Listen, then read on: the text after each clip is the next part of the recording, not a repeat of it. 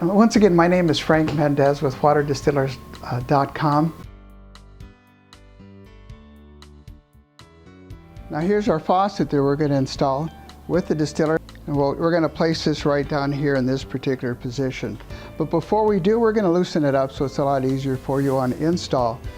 Thread it so that your nut has less resistance.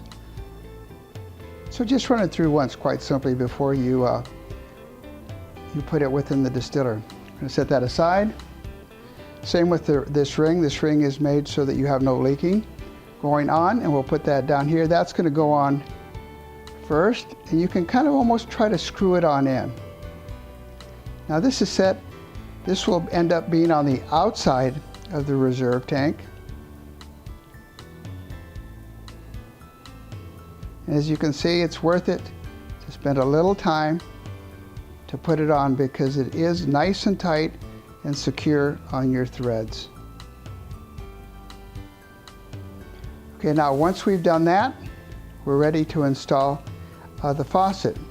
I'm going to lay this here on top for you to look at and know that the way we're going to install it is in this method. We're going to take the float back off, again being very careful with the float stem, and we're going to set that aside. And here's where you have to be just a little bit careful and have a little bit of patience. We're going to set this up here. This is where this is going to end up.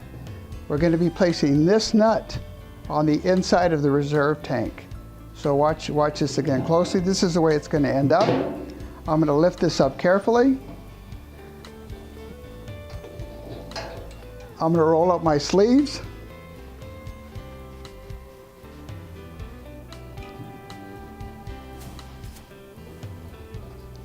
Place it right down here. Get the faucet.